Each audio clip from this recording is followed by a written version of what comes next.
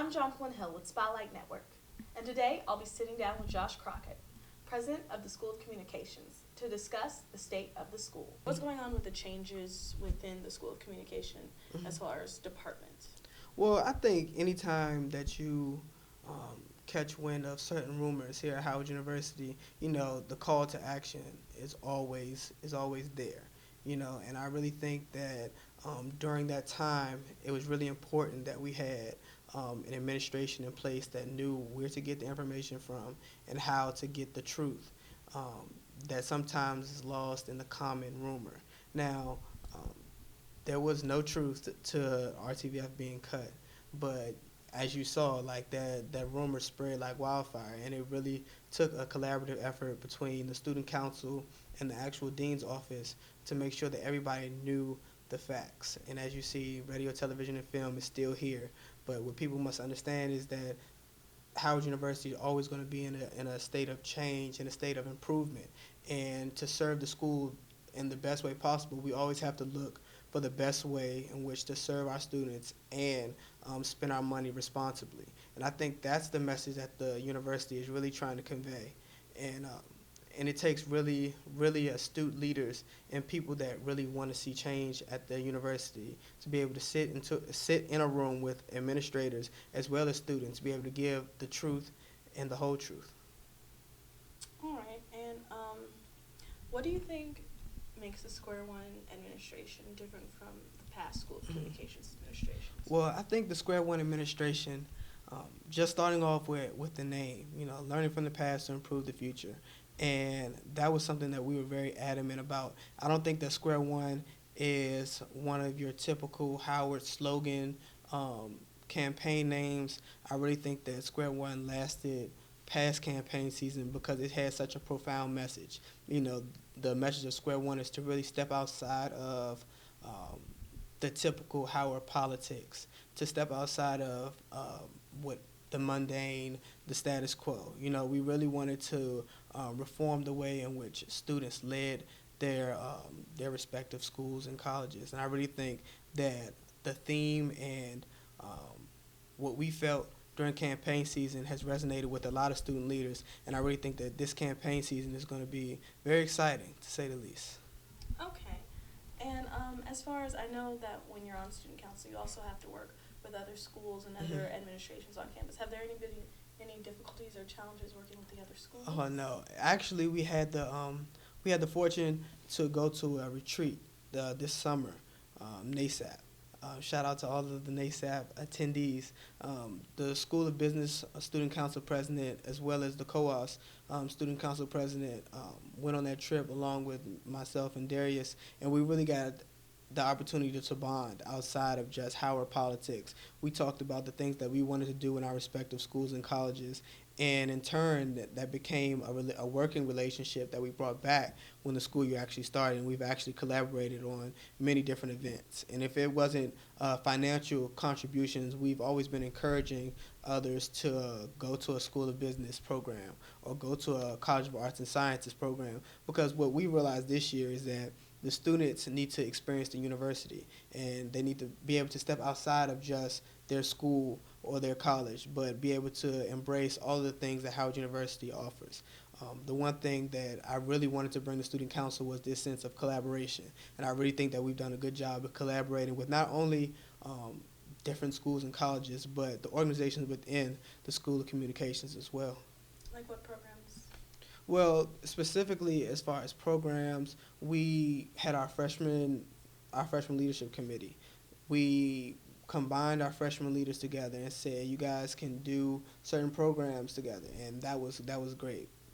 They titled it Call of Duty. It was a fun week that really brought all of the freshmen together. I know, and this isn't just something that's specific to your administration, but oftentimes when you're not in student council anymore, you become less aware of really what student council is doing. How do you all plan on reaching out to the student that isn't necessarily as involved in things on campus and reaching out to them and getting involved? Okay. Specifically during campaign season last year, it was really interesting to see how many people actually came out to speak out or that came out to support a candidate that was their friend. compared to how many people actually came to programs throughout that year. And I really see how student government has different spheres of influence. One of the things that I really want student leaders in the future to understand is that you're going to have like your different crowds. You're going to have the people that are going to come to your fun programs. You're going to have people that come to your educational programs. You're going to have people that don't really come to your programs but enjoy those random acts of kindness that you do.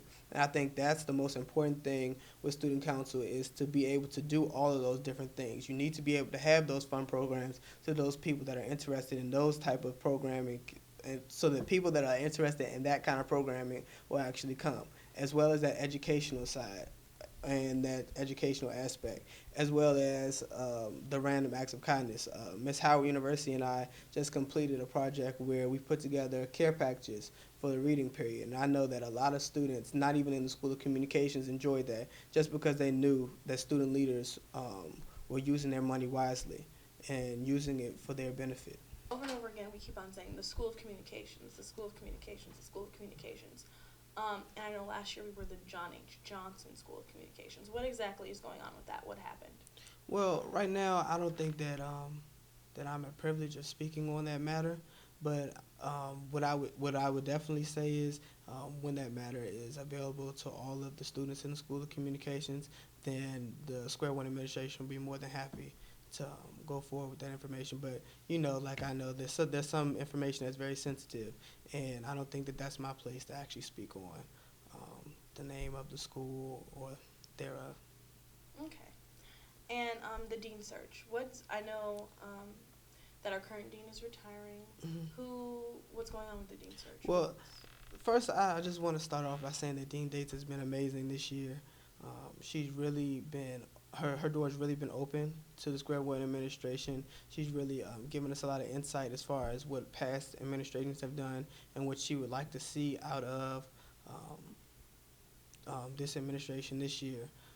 The dean search, from what I know, is going pretty well. Um, we've gotten the opportunity to speak to many of the different candidates that are applying for the dean position, and I know that all of them have the School of C. They have their best interests at heart for the School of Communication. So whichever dean is actually selected to replace Dean Dates, I know they're going to do a really good job. What are some of the issues that you're going to bring to President Rebel on behalf of the School of C students? Well, I would be remiss if I didn't mention the actual facility here. The C.B. Powell building is definitely a historic landmark, but in that history, there's a lot of things that need to be fixed. Now, of course, we've been in contact with Mr. Omawali. He's been very helpful with giving us the real scoop, the real story about what's going on in the building as far as the campus master plan. But I really think that Dr. Rabeau needs to know firsthand, well, from somebody who's been fielding these grievances, what the students really feel about the facilities here. Along with the facilities, I would like to let him know about the equipment or lack thereof that's here in the School of Communications. Ever since I became the president here, that's always been one of the things that we've tried to tackle as far as finding more resources.